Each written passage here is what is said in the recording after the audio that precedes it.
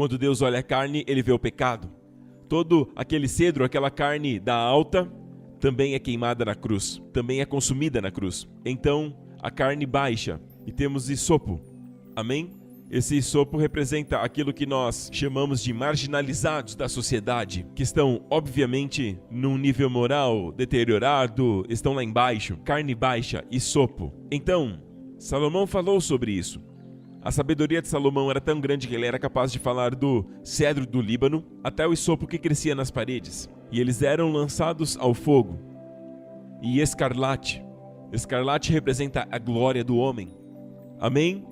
Veja o quão famoso eu sou. Veja o quão rico eu sou. Agora veja o quanto eu já conquistei até aqui. Veja, tudo isso é escarlate. Tudo vai para o fogo. Ok? Vocês estão aqui? E é queimado até se tornarem cinzas. E as cinzas são colocadas num vaso. E naquele vaso é colocado água corrente. E água corrente em hebraico significa Maim Haim. Água Maim. Haim quer dizer vida, no plural. Águas vivas. A King James chama de águas correntes.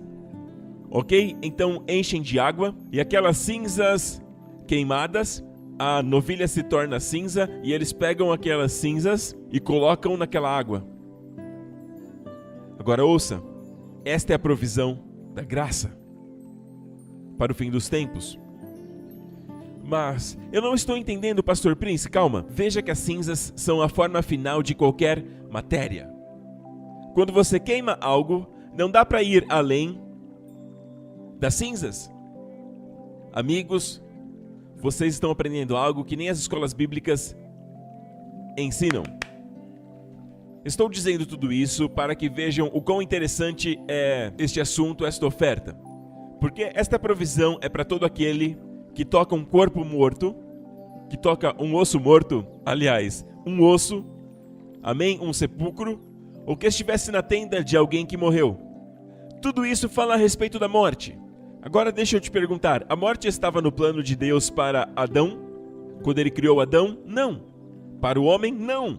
Na verdade, a Bíblia chama a morte, eu já disse isso, de inimigo. Certo? Agora, qual é o processo que leva à morte? Qual é o processo? Geralmente vemos isso ao nosso redor. Qual é o processo? Primeiro a pessoa fica fraca. Depois a pessoa fica doente.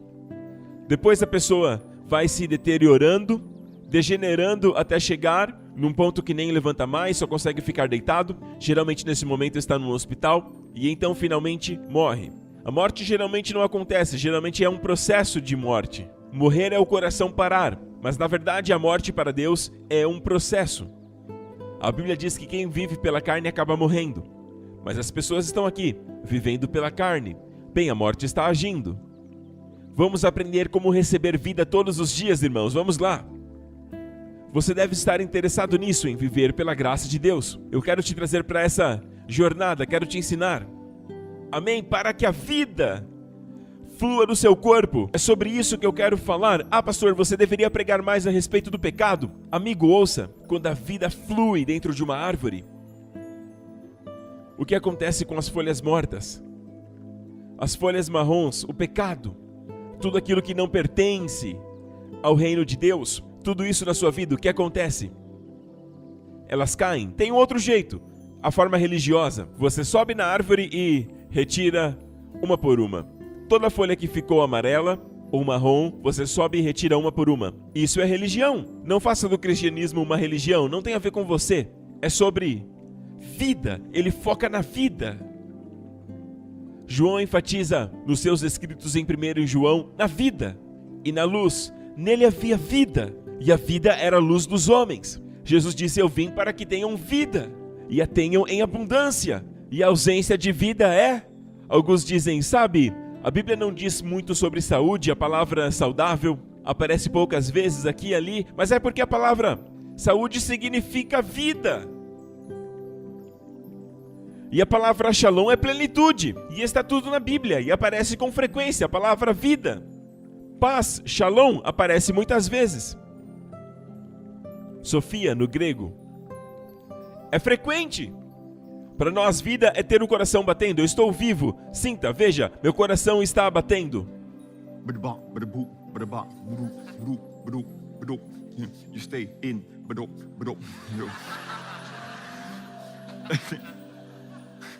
Eu estou feliz, eu estou vivo, ok? Glória a Deus, este é o ritmo da graça. Ok, mas ouça, é só uma indicação que você está vivo fisicamente. Isso não indica, sabe, a afirmação de Jesus, eu vim para que tenham vida, e a tenham em abundância, indica que existem níveis de vida. A Bíblia diz que quando alguém peca, ore por ele. Por quê? Para que Deus dê vida a ele. Uau! Significa o quê? Que a vida foi embora. De fato, da forma que eu vejo assim, quando você peca, não, eu estou bem. Ok, você deveria viver até os 90, agora 85. Você ora por vida. Isso também está lá escrito em 1 João. Ore para que Deus vos dê vida. Você ora por vida e Deus acrescenta. Vocês não oram por 120 anos, ora por 90. Amém? Sabe, Deus disse que o salário do pecado é a morte. Eu acredito que Deus estava falando exatamente isso mesmo. Já falamos sobre isso. Amém? O que Deus tem em mente quando Ele fala sobre a morte? É a morte em todas as suas formas. Doença é um tipo de morte. Não é? A morte e a doença te restringem. Com vida você é livre. Isso é liberdade. Alguns dizem, eu sou livre. Eu sou um livre pensador. Na verdade, ao pensarem, não são livres. Porque não conseguem evitar de pensar pensamentos ruins. Não conseguem não pensar negativamente. Sempre de forma pessimista, sempre de forma negativa, sempre buscando defeitos, falhas, e não conseguem superar. E se chamam de livres pensadores. Quem é verdadeiramente livre é aquele que Jesus disse, se o Filho vos libertar, verdadeiramente sois livres. Amém? Livre de fato. Como o Senhor Jesus, ele jamais esteve sob servidão, do qual nunca recebeu jugo. O que isso quer dizer?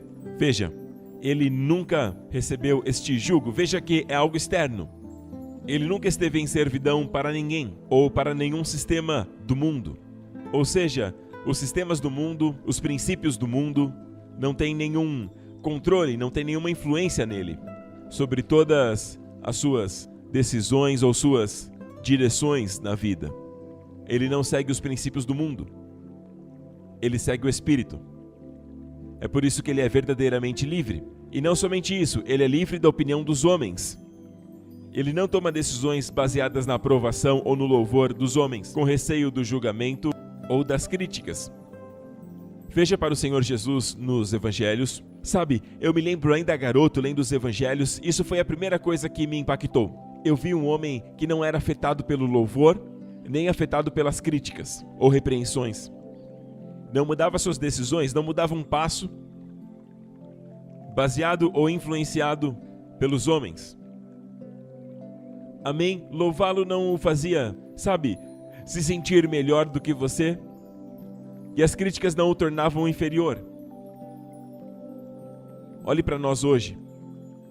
Nós estamos em tamanha servidão, sobre quem não havia jugo. Olhe para Jesus, nós carregamos um peso tão grande.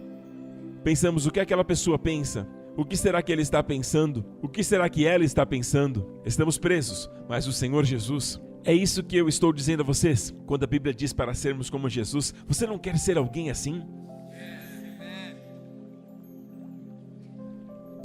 Na verdade não parte, mas a maioria dos seus problemas, mais da metade dos problemas que você tem consigo mesmo, como depressão, problemas que você se sente isolado, rejeitado, tudo isso tem a ver com a potencialização dos pensamentos e das opiniões sobre os elogios das pessoas sobre você, ou da repreensão delas sobre você.